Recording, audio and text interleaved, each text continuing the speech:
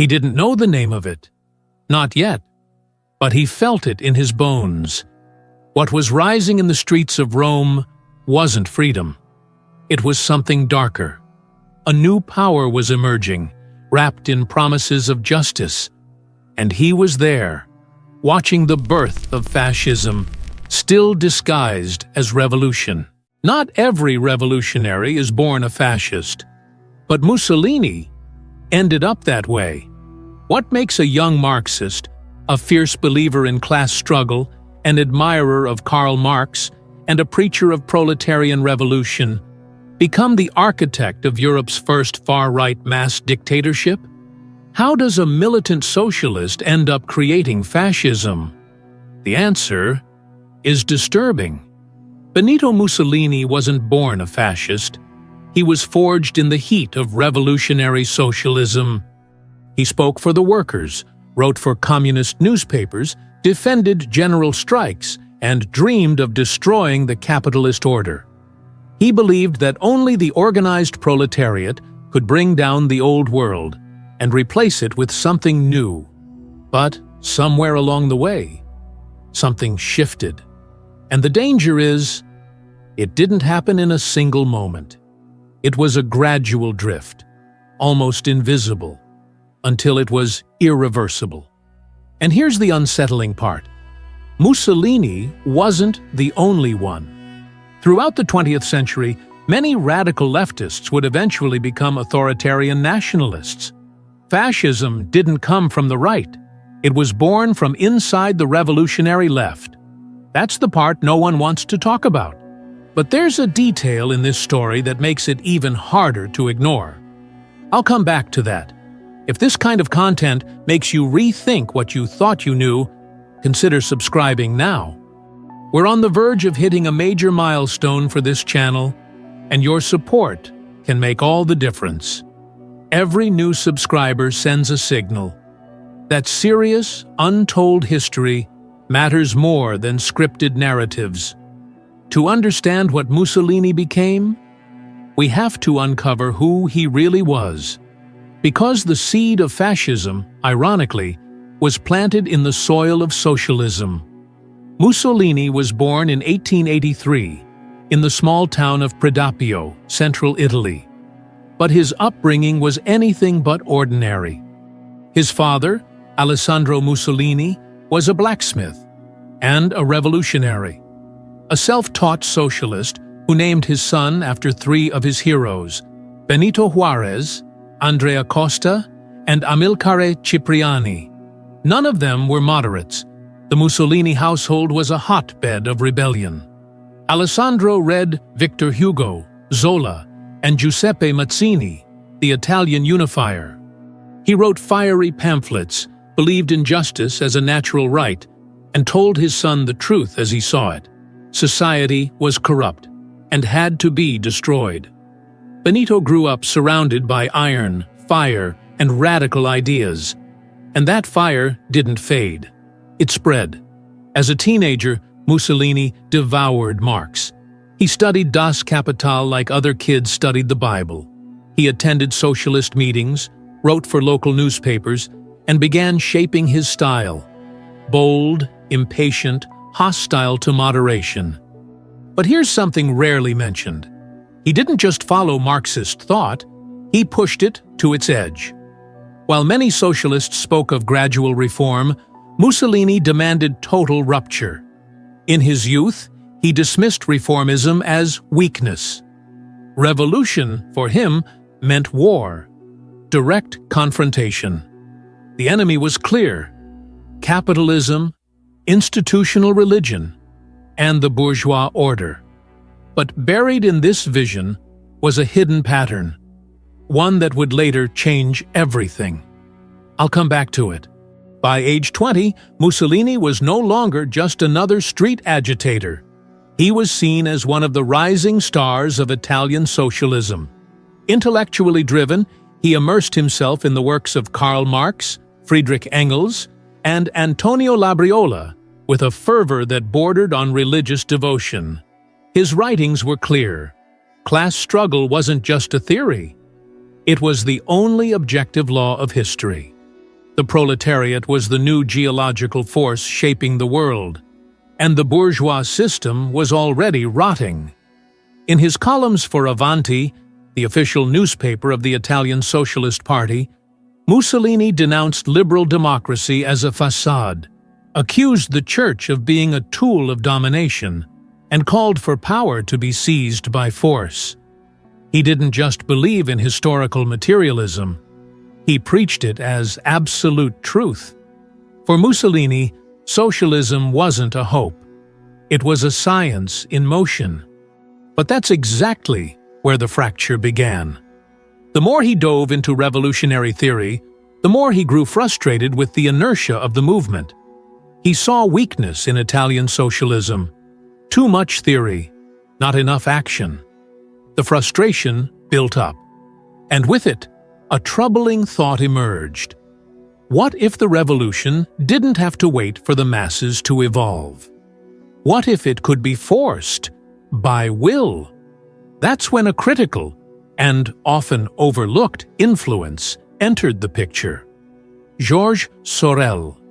The French thinker argued that the myth of revolution was more powerful than its logic, that violence could serve a moral purpose. Mussolini became obsessed with this idea. He began writing about moral energy, about active minorities, about direct action. This was the start of a rupture that had no name yet, but would later become fascism. And the most disturbing part? He still called himself a Marxist, but he no longer believed in the same destiny. Expelled from schools, pursued by Italian authorities, and accused of political agitation, Mussolini fled to Switzerland in 1902. The official reason was to avoid military service, but in reality, it was a descent into the heart of Europe's revolutionary underground. In Switzerland, he met exiled Russian radicals, absorbed French revolutionary syndicalism, and, most importantly, fell under the intellectual influence of Georges Sorel. More than Marx, it was Sorel who began shaping his tactical vision. Mussolini lived in Switzerland as an undocumented migrant. He slept in shelters, translated articles, and gave fiery speeches to Italian workers. But something deeper was shifting. Until then, he believed revolution came from the masses, guided by historical inevitability. Now, inspired by Sorel and thinkers like Panunzio, he began to trust in the power of active minorities, in concentrated will, in direct, myth-driven action. It was during this time that Mussolini developed the belief that revolution didn't require an educated proletariat. It needed a radical core, willing to break the system and drag the rest through sheer symbolic force. Revolution, once grounded in scientific materialism, was turning into a psychological and mythical act. This marked a subtle departure from orthodox Marxism, but Mussolini still spoke its language. In fact, he used it as cover. This duality, Marxist rhetoric paired with elitist strategy, became the foundation of what would come next, and few saw it coming, or chose to ignore it. But there was one moment in Switzerland that exposed the fracture, and that moment is rarely talked about. In 1914, the outbreak of World War I didn't just divide Europe. It shattered the unity of European socialism. While most leftist leaders condemned the war as an imperialist conflict between capitalist powers, Mussolini took a radical turn. He publicly called for Italy to enter the war on the side of the Triple Entente. His justification was strategic. He saw the war as an opportunity to complete Italy's national unification and trigger a national revolution. The response was swift. Mussolini was expelled from the Italian Socialist Party. But what he lost in political protection, he gained in something more dangerous: freedom to redefine himself. This moment is critical. It marks the shift from class to nation. Mussolini no longer viewed war as a bourgeois tool. He saw it as a collective transformation, a way to awaken and forge a unified will. By supporting Italy's participation, He replaced the international proletariat with a new historical subject: the Italian people in arms. Nationalism, once dismissed as a capitalist ideology, was now reimagined as a revolutionary force. War was no longer about markets or diplomacy. It became a battlefield of rebirth. The nation, once seen as oppressive, was now a living force, capable of commanding discipline, myth, and unity. The revolution he once envisioned still existed, but under a different flag. To many, this ideological shift looked like betrayal. But Mussolini didn't see it that way. For him, the war revealed a deeper truth. History wasn't just moved by economics. It was driven by collective passion, by the willingness to sacrifice. And that idea would shape everything that followed. After World War I, Italy fell into chaos. Strikes spread across factories, inflation soared, rural unrest grew, and trust in the liberal system collapsed. It was the moment Mussolini had been waiting for.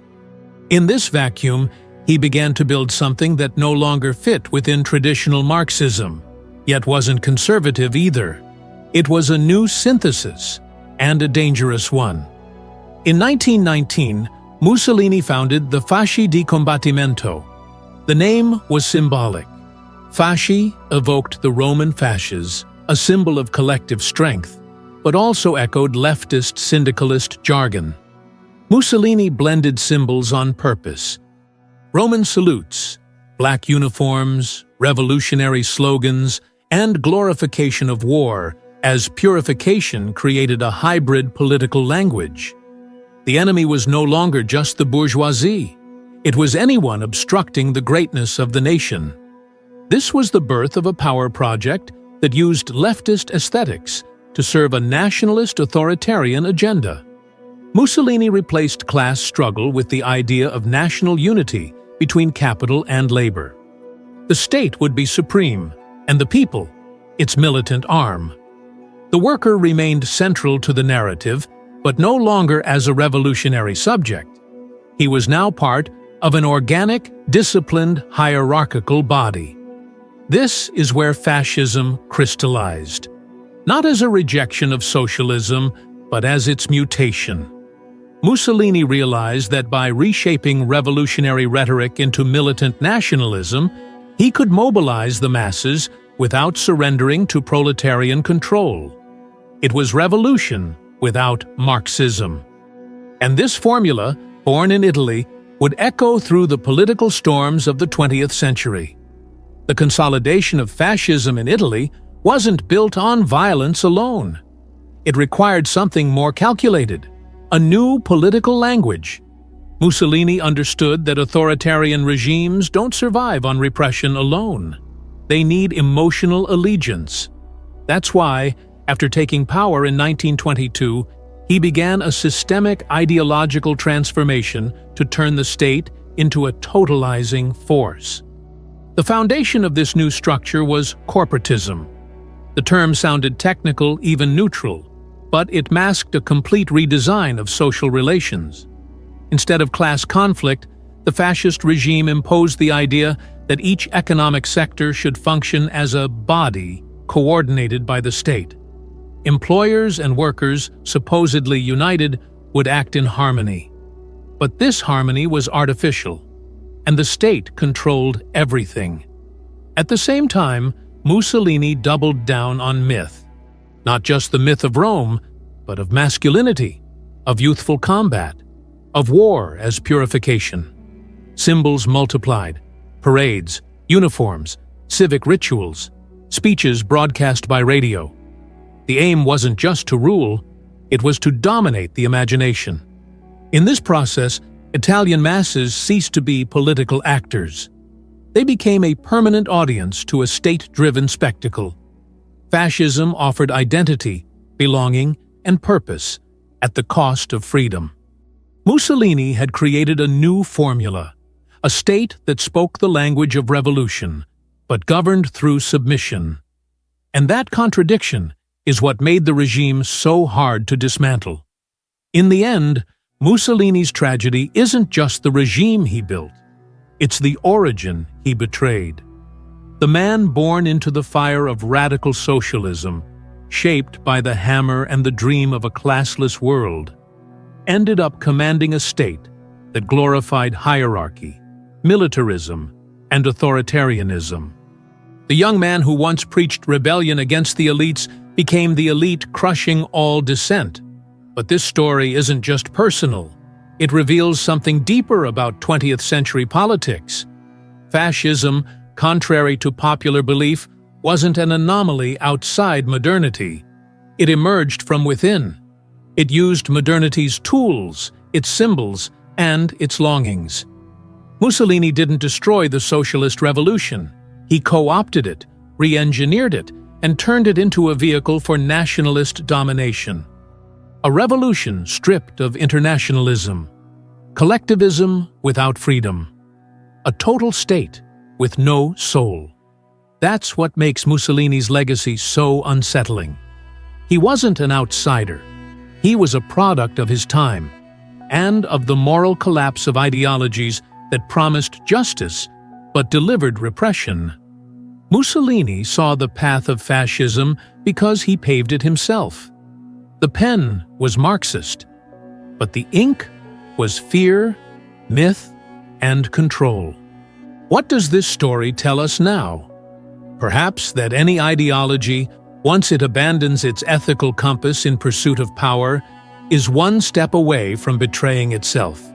And in doing so, it may end up rebuilding the world with the tools of its enemy. Subscribe to the channel now. If you want to truly understand the ideological roots of the 20th century, this is where it starts. And don't stop here. Watch the video on your screen to see how the post-war chaos reshaped everything.